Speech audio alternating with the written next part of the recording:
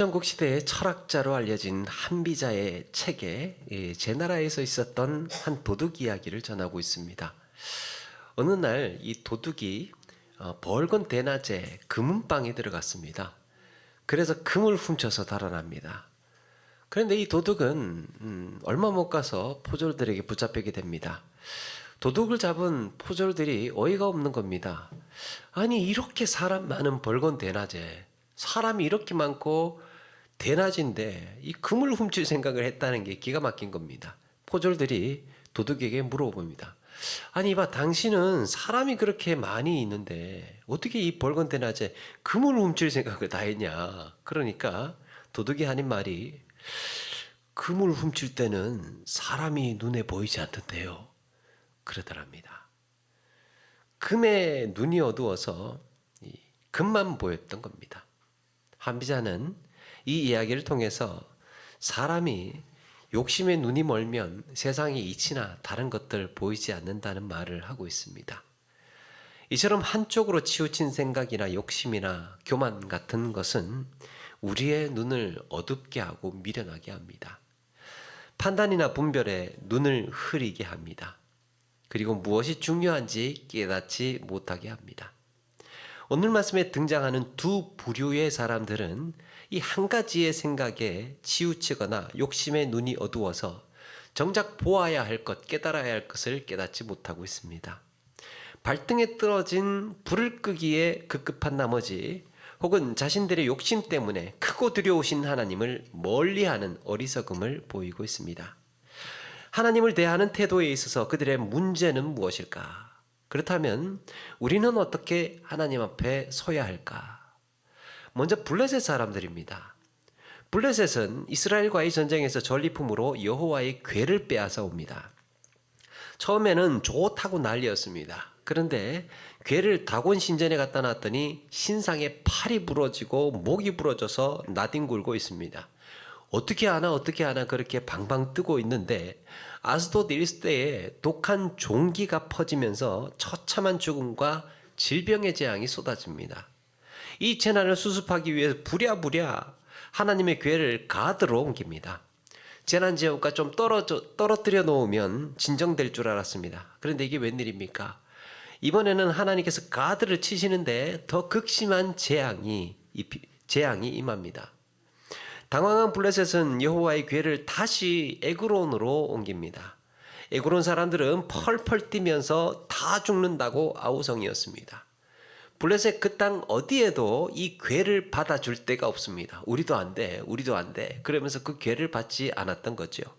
그리고는 이제 오늘 말씀이에요. 오늘 말씀 6장 1절에 보니까요, 1절에 여호와의 궤가 블레셋 사람들의 땅 지방에 있은 지 7달이라 그랬습니다. 그들은 7달 동안 궤를 어떻게 해야 할지 그때까지 결정을 못 내리고 미련하게 재앙을 견디고 있었던 겁니다. 여기에 지방이라고 되어 있는 단어는요, 들판이라고도 번역이 됩니다. 그러니까 여호와의 궤를 성읍 어디에도 두지를 못하고 들판 어디엔가 그냥 내버려 두었던 겁니다.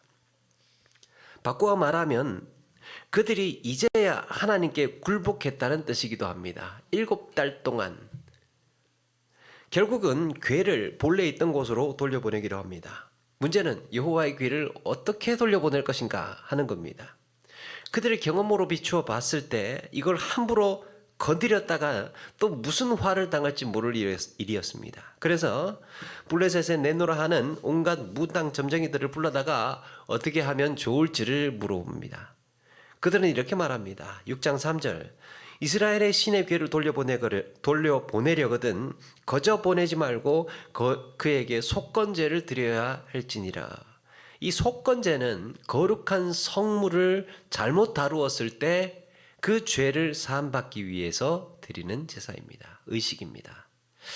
7달 전까지만 해도 이스라엘 신은 별것도 아니라면서 그렇게 허세를 떨었습니다. 그런데 이제는 벌벌 떨면서 속건제 드려야 한다는 등, 거저 보내지 말아야 한다는 등 쩔쩔매고 있습니다. 하나님을 어떻게 예배해야 하는지 몰랐던 블레셋은 자기들만의 방식으로 제사를 준비합니다. 우선 금 독종 5과 금쥐 5을 만듭니다. 공동 번역에 보니까요, 금으로 종기 모양의 5개, 모양을 5개, 금으로 쥐 형상을 5개 만들었다고 합니다. 아마도 독종 제양이 쥐를 통해서 전염된 것 같습니다. 그러면 왜 하필 금으로 이 종기 모양 또 쥐 모양을 만들었나? 왜 그런 모양을 만들어서 제물로 드리는 건가? 여러분, 의학 용어 중에 동종요법이라는 게 있답니다. 동종요법. 비슷한 것이 비슷한 것을 치료한다는 개념이에요. 상처가 상처를 낫게 한다. 아픈 것이 또 다른 아픔을 치유한다. 라는 이런 생각에서 시작됩니다. 우리가 백신 접종을 하지 않습니까? 백신 접종을 하면 사실상 병원균을 넣는 거잖아요. 그래서 이제 항체를 만들어서 면역력을 키우는 방식인데, 이렇게 균을 넣어서 균을 해결을 하는 거죠. 치료를 하는 거죠. 서양 사람들이 우리나라에 와서 받는 충격 중에 하나가 한여름날 삼계탕집에 간다는 겁니다. 그 뜨거운 날에 더 뜨거운 것을 먹고 있는 거죠. 뜨거운 것을 뜨거운 것으로 다스리는 겁니다. 이런 게 동종요법에서 나온 발상이에요. 블레셋의 복술가들이 생각한 것이 무엇입니까? 블레셋에 5개의 주요 도시가 있는데 더 이상 이 독한 종기 재앙이 퍼지지 않도록 5개의 주요 도시를 상징하는 5개의 종기 모양의 금으로, 그리고 5마리의 쥐 형상으로 만들어서 제물을 드리자. 쥐로 인해 전염된 독종 재앙을 금쥐로 만들어서 신의 진노를 풀어보자 하는 거였습니다. 그리고 이 독종 재앙이 정말로 하나님의 역사로 일어난 것인지 최종적으로 우리 한 번만 더 시험해보자. 정말 이게 하나님께서 일으킨 재앙인지 아닌지 마지막으로 한 번만 더 시험해보자. 그러면서 어떻게 합니까? 새 수레를 만들고 한 번도 멍에를 메어보지 않은, 그것도 젖나는 소를 끌어다가 수레에 맵니다. 그리고 그 새끼 송아지는 집으로 돌려보냅니다. 그렇게 했을 때 수레가 어디로 가는지 관찰하기로 합니다. 여러분, 어디로 가겠습니까? 당연히 새끼가 젖을 떼지 않았기 때문에 자기 집으로 돌아가겠죠. 가만히 내버려 두면. 만약에 그래서 이 소 2마리가 새끼가 있는 집으로 가면 그건 그냥 우연히 일어난 일이에요. 재앙은 우연히 일어난 일인 겁니다. 그럼 그렇지, 이게 이스라엘 신이 했을 리가 없지. 괜히 걱정했네. 그럴 참이었습니다. 그런데 이 소가 이스라엘의 베스메스로 간다면 이건 분명히 하나님의 역사다. 그래서 확률로 보나 상식으로 보나 이 소들이 수레를 끌고 그 새끼들이 있는 집으로 가는 것이 뻔해 보였습니다. 그런데 무슨 일이 벌어집니까? 언약궤와 금을 실은 수레는 곧장 베스메스로 향하는 겁니다. 놀라운 것은 소가 수레를 끌면서 울고 있습니다. 이게 뭔 말입니까? 자기는 새끼가 있는 집으로 가고 싶은데 지금 그게 안 되는 거예요. 하나님이 지금 보내고 계시는 겁니다. 블레셋 사람들은 가슴이 철렁 내려앉습니다. 야, 이거 정말 하나님의 진노로 일어난 일이구나. 하나님의 역사였구나. 우리가 지금까지 무슨 짓을 하고 있었던 건가? 하나님을 확인한 거예요. 그런데 한편으로는 천만다행이라고 생각합니다. 그런 하나님이 이제 드디어 블레셋 땅을 떠나고 계시는구나. 하나님이 이제 떠나시니까 야, 이제 우리 큰일 날 뻔했다. 하나님이 저 가시는 거 보니까 큰일 날 뻔했다. 그러고 있는 겁니다. 여러분, 블레셋 사람들이 어리석은 게 무엇입니까? 신상이 부서졌습니다. 가는 곳마다 재앙이 일어났습니다. 하나님의 역사라는 것이 확인이 되었습니다. 그럼에도 불구하고 하나님이 떠났다고 다행이다 그러고 있는 거예요.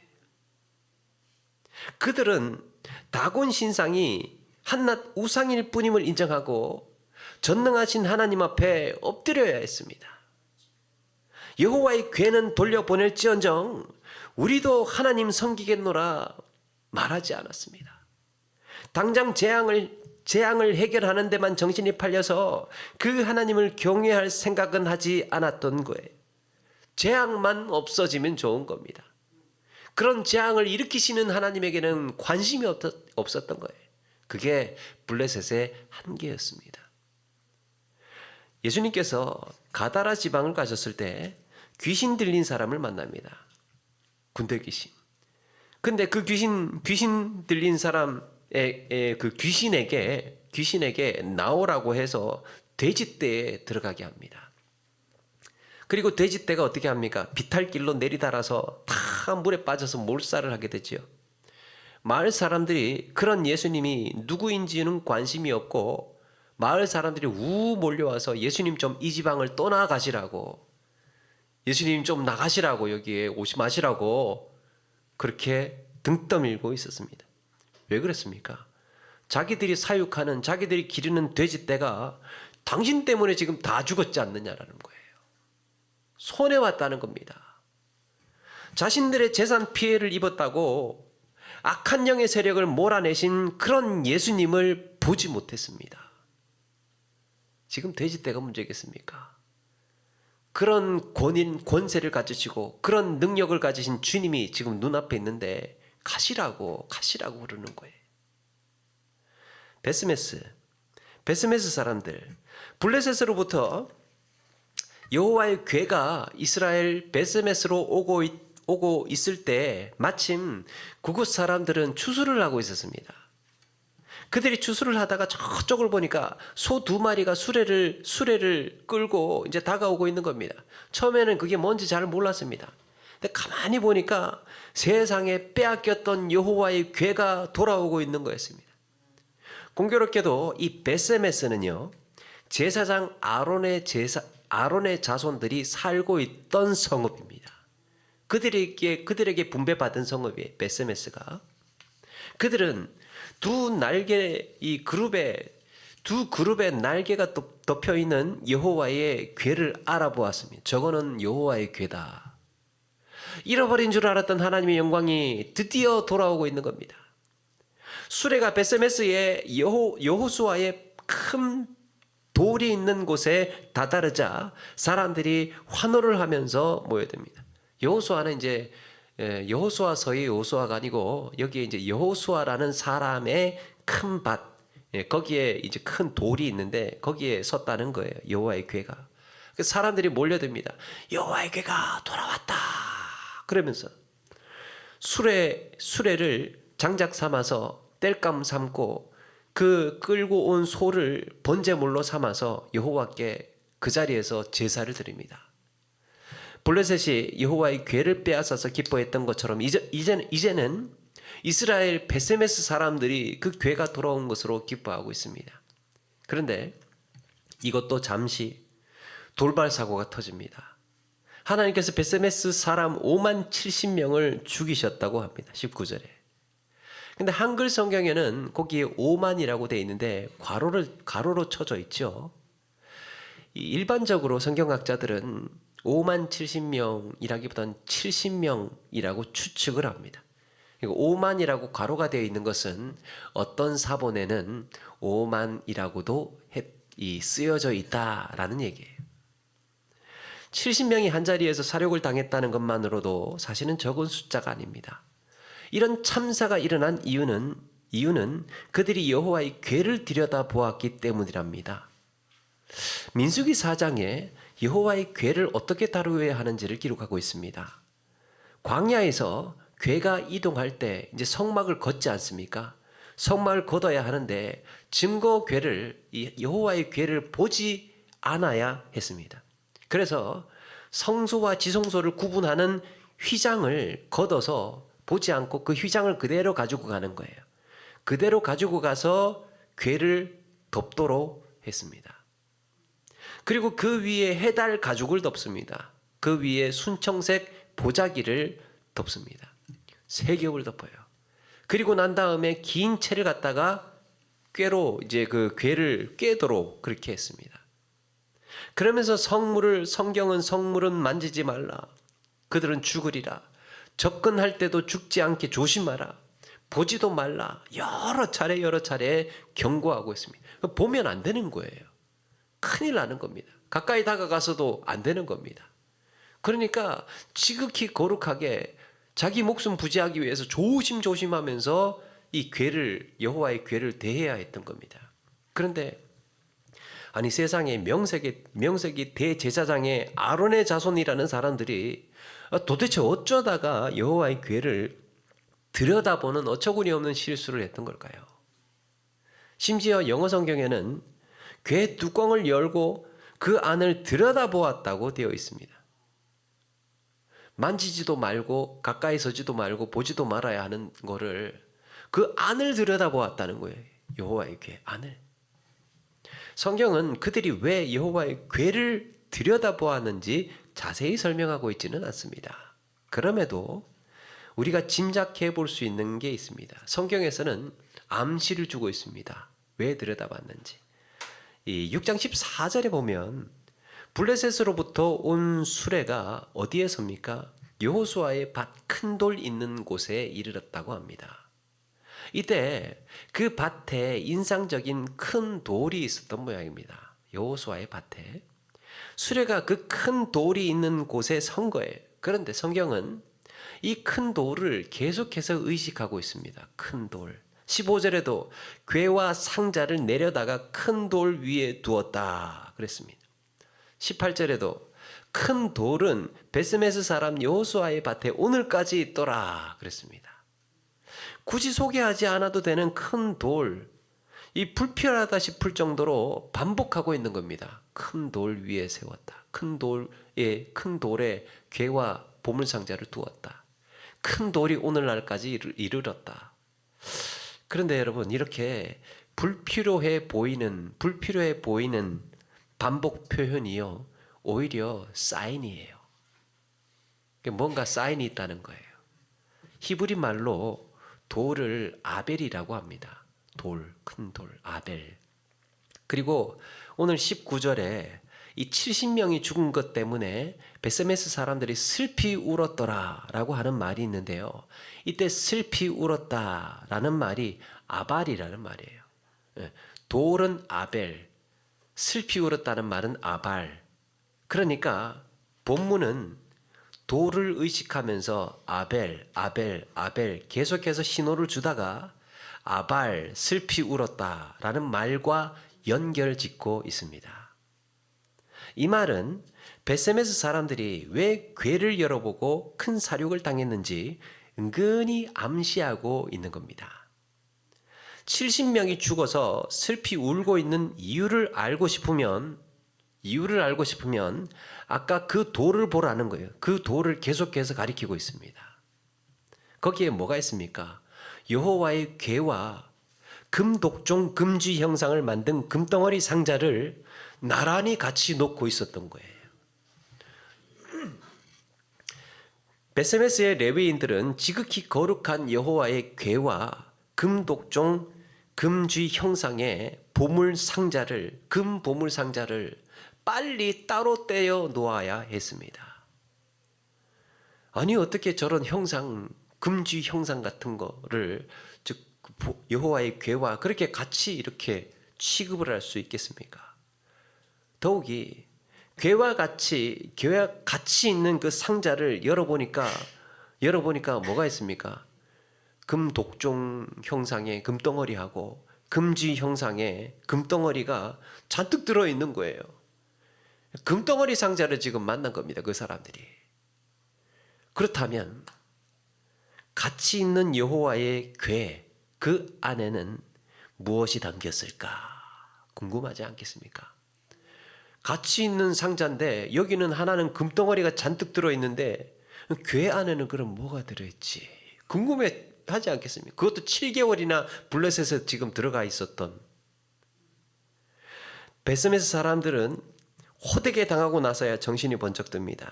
그래서 20절에 이 거룩하신 하나님 여호와 앞에 누가 능히 서리요? 표준세 번역에는 이렇게 거룩하신 주 하나님을 누가 감히 모실 수 있겠는가? 이 궤를 어디로 보내어 우리에게서 떠나게 할까?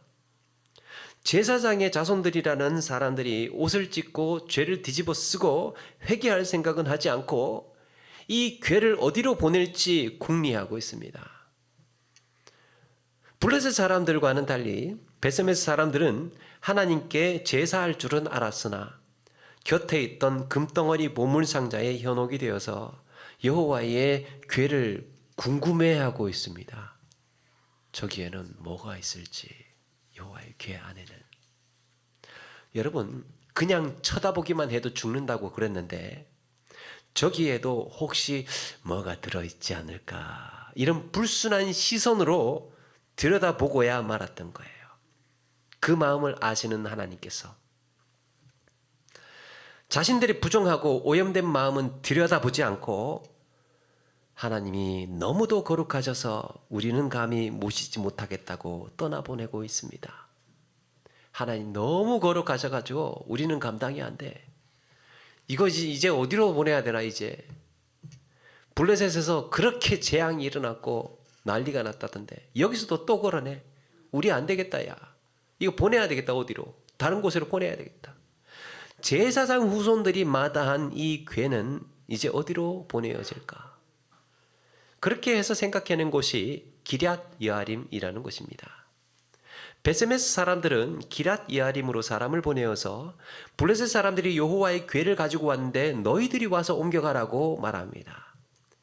이들은 여호와의 괴가 블레셋에서 가는 곳마다 재앙을 내리고 베세메스에서 70명의 사람들이 사륙을 당했다는 소식을 알고 있었을 겁니다. 이제는 여호와의 괴가 어디를 가든 그곳에 하나님의 진노가 임한다는 소문이 쫙 퍼져 있었을 겁니다. 그래서 기럇 여아림 사람들도 우리도 안 돼. 그러면서 고개를 절레절레 흔들면서 거절할 만도 한데 그들은 하나님의 괴를 메어가는 데에 조금 더 거리끼거나 망설이지를 않습니다. 기럇 여아림 사람들은 여호와의 괴를 아비나답의 집으로 옮겨옵니다. 아비나답의 집도 제사장 가문으로의 사람으로 보입니다. 7장 1절에 보면요.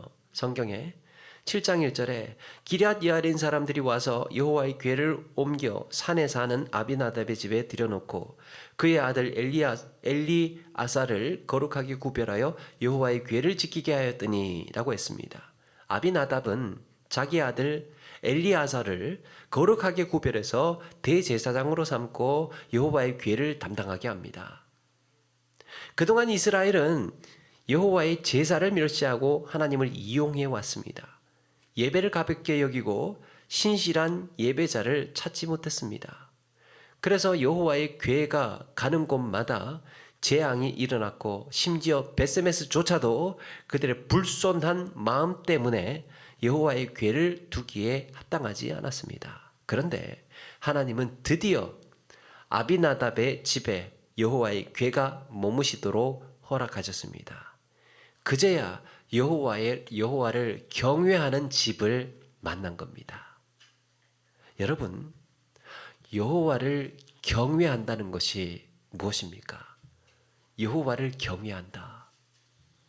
지금까지 블레셋 사람들이나 베세메스 사람들은 모두 크고 두려우신 하나님을 겪었습니다. 하나님이 얼마나 무서운지 확인을 했어요. 그런데 하나같이 어떤 반응을 보입니까? 하나님 두렵다고, 하나님 겁난다고, 거리를 두고 멀리 떠나보내고 그렇게 멀리 해왔던 거예요. 하나님이 무서워서, 하나님이 두려워서 좀처럼 가까이 하고 싶지를 않았습니다. 그런데 기럇 여아림 사람들은 무엇이 다릅니까? 이들은 그런 하나님을 기꺼이 맞이하고 있습니다. 그런 하나님을 기꺼이 맞이합니다. 그리고 특별히 우리가 주목할 표현이 있습니다. 7장 1절에 아비나답은 그의 아들 엘리아사를 거룩하게 구별하여 괴를 지키게 했다는 거예요. 여러분, 여호와를 경외한다는 건 이런 겁니다. 거룩하신 하나님이 겁이 나서 거리를 두고 떠나보내고 멀리할 것이 아니라 그런 하나님을 내가 기꺼이 가까이 나아가기 위해서 나를 구별하고 가까이 나아가기 위해서 내가 회개하고 가까이 나아가기 위해서 내가 엎드리고 내가 변화되는 것이 하나님을 경외하는 삶인 줄로 믿습니다. 하나님과, 거룩하신 하나님과 죄인된 우리가 만났잖아요. 이제 그러면 이 죄인은 거룩하신 하나님이 두려워서 자꾸 멀리 하려고 해요. 근데 이거는 하나님을 경외하는 게 아닙니다.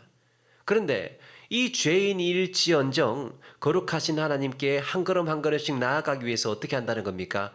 회개하고 자기를 변화시켜 나가는 거예요. 자기를 바꾸어 나가는 겁니다. 갈릴리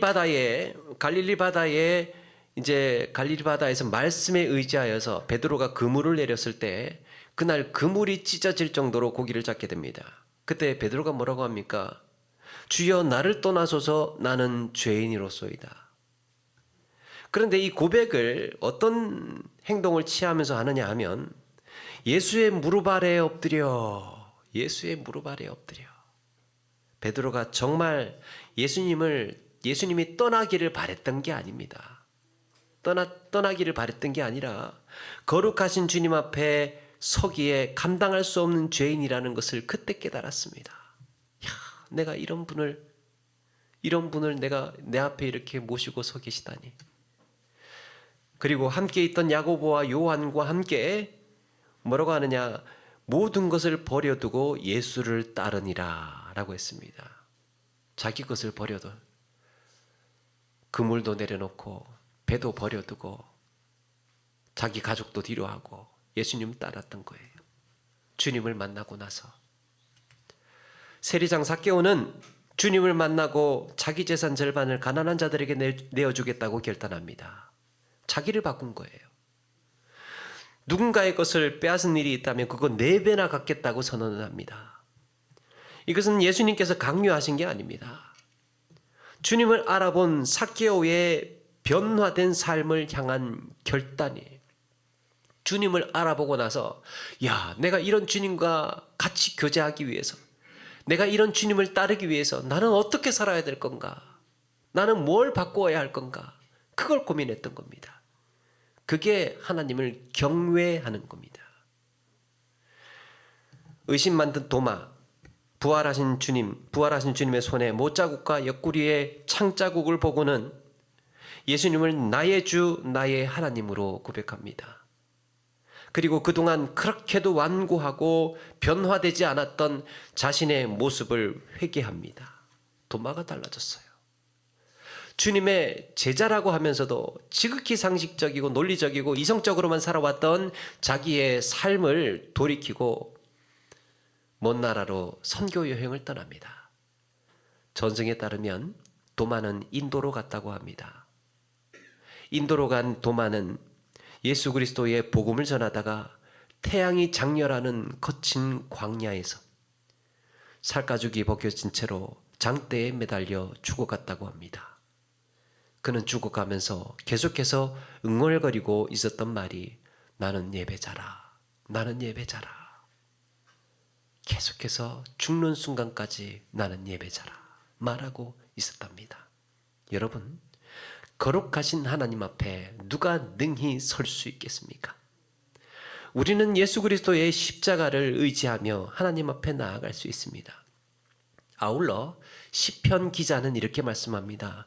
여호와를 경외함으로 섬기고 떨며 즐거워할지어다.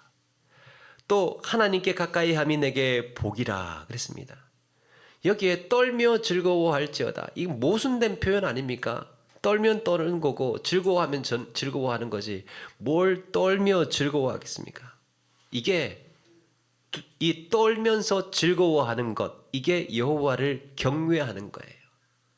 두려워하면서 하나님을 사랑하는 것. 크고 두려우신 하나님, 누구도 그 앞에 나설 수 없는 거룩하신 하나님이지만 그럼에도 하나님을 가까이 함이 내가 복인 줄을 알고 하나님을 가까이 하는 것이 내게 복인 줄 알고 하루하루 주님을 향하여서 나아가는 겁니다. 여러분, 하나님께 가까이 나아간다는 건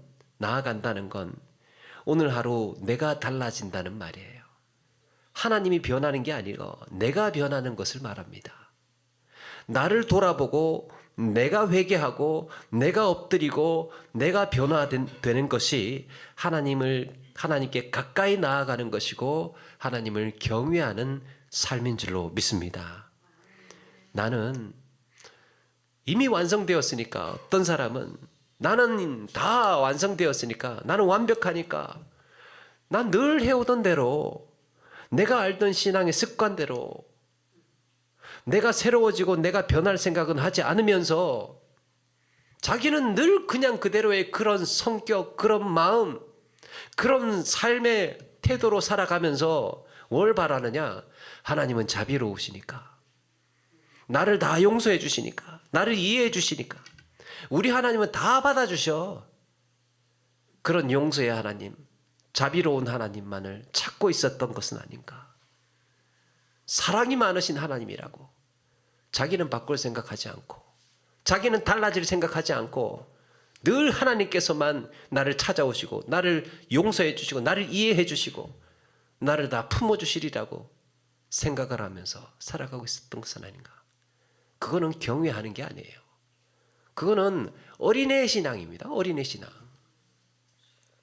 사랑하는 여러분, 살아있는 나침판은 늘 떨고 있다고 합니다. 살아있는 나침판의 침은 늘 떨고 있대요. 북쪽을 가리키면서 나침판의 침이 떨리기 때문에 살아있는 나침판이에요. 그리고 언제든 한 방향으로 향하고 있습니다. 우리 또한 십자가를 바라보며 떨리는 인생이 살아있는 신앙입니다. 십자가를 바라보면서 떨리는 인생이 살아있는 신앙이에요. 하나님이 무섭지 않습니까? 하나님이 두렵지 않습니까? 떨려요. 무섭습니다. 그럼에도 사랑합니다. 그 은혜가 감사해서 나를 추스르게 되고 나를 먼저 돌아보게 합니다. 그렇게 우리는 하나님 앞에 떨려서 하루하루 새로워지는 거예요. 하나님 무서워서 막 살지 못하는 겁니다. 하나님이 두려워서 함부로 말하지를 못하는 거예요. 이 땅을 사는 날 동안 크고 두려우신 하나님, 거룩하신 하나님께 그렇게 하루하루 나아가기 위해서 주님을 닮은 성품으로 하루하루 거룩한 예배자로 변화되어 가시는 저와 여러분 되기를 주의 이름으로 축원합니다.